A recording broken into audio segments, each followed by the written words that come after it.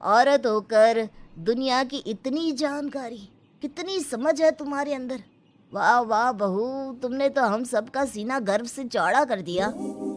सास ये सब देखकर सोच रही थी कि भाई ऐसा भी क्या हो गया, इन्होंने तो बहू को हीरो बना रखा है। मैंने तो शिल्पा को उसी दिन समझ लिया था जब पहली बार मिला था।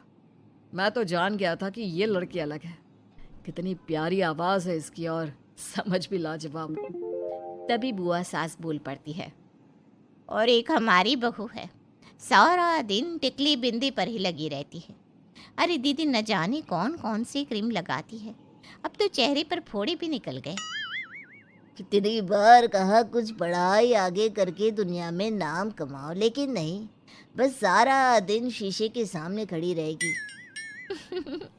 कोई बात नहीं फूफा जी, वो भी किसी की पसंद हो सकती है। हम लोगों का क्या, एक काम अच्छा कर दिया तो पूछ लिए गए, नहीं तो जमाना तो गोरी सूरत की ही तारीफ करता है। क्यों माँ जी? हाँ हाँ वो क्या है ना, मैं ज़रा पानी लेकर आती हूँ, तू बैठ बहू। हाँ हाँ बहू, तू तो बैठ। वो क्या है ना, आज तो तुझसे बहुत सारी बातें करनी है।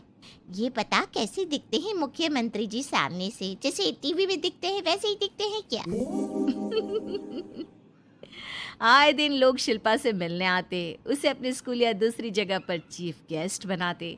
ये सब देखकर पति तो खुश होता, लेकिन सुंदर बहू का सपना सास की आंख से उतर ही नहीं रहा था। फिर एक रोज शिल्पा, पापा कहाँ है? माँ ज़मीन पर गिरी पड़ी है, वो बेहोश हो गई है। शिल्पा की सास को गंभीर बीमारी हो जाती है और फिर आप लोग अपनी माँ की किसी बात को मना ना करना। उनका दिल कमज़ोर हो चुका है। दिल में कोई बात लगेगी तो उनके हार्ट अटैक आने के चांसेस हैं, तो समझ रहे हैं ना। कुछ दिनों में ठीक होकर सास घर आ जाती है और फिर एक दिन, देख बेटा, मैं मरने से पहले एक सुंदर बहू का चेहरा देखना चाहती हूँ। अरे मैं नहीं चाहती कि तू इस काली कलूटी के साथ रहे, छोड़ दे इसे।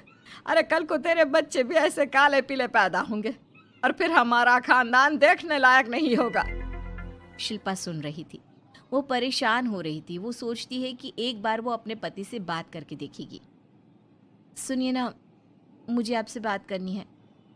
मुझे भी शिल्पा, मैं माँ के बिना नहीं रह पाऊंगा, तुम समझ रही हो ना। शिल्पा को दुख होता है, लेकिन वो क्या करती।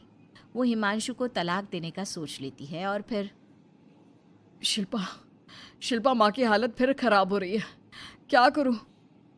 माँ को सबसे बड़े अस्पताल में भर्ती करना होगा।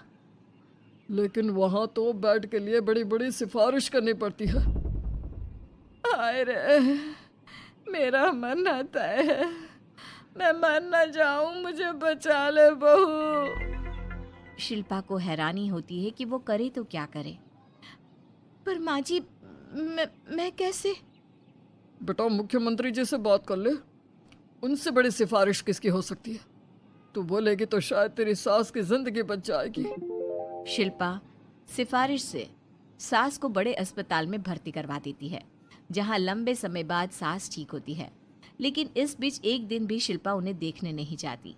सास जब घर आती है तो एक सुंदर सी लड़की उनका स्वागत करती है। ये कौन है और शिल्पा कहाँ है?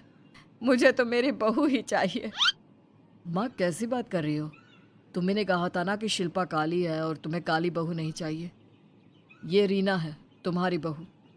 नहीं नहीं, मुझे माफ़ कर दो, मुझे तो मेरी शिल्पा बहू ही चाहिए। उसी के कारण आज मेरी जान बची है। मैं नहीं समझ पाई कि सुंदर शक्ल से ज़्यादा सुंदर दिल और आचरण होना चाहिए। लेकिन अब क्या, अब तो देर हो चुकी थी। हिमांशु भी जानता था कि आत्मसम्मान वाली शिल्पा अब उसकी जिंदगी में वापस नहीं आएगी। अब तो शिल्पा को वे लोग बड़े बड़े चैनल की स्क्रीन पर देखते और अफसोस करते। शिल्पा चाहती तो कभी तुम्हारे लिए सिफारिश नहीं करती।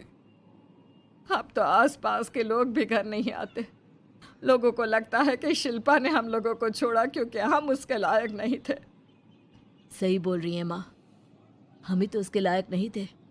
शिल्पा जैसी समझदार, पढ़ी लिखी, दुनिया की समझ रखने वाली लड़की को मैंने छोड़ा, सिर्फ आपके कहने पर। अब ये गोरी लड़की आपकी बहू हो सकती है, लेकिन मेरी बीवी कभी नहीं। हिमांशु वहां से चला जाता है।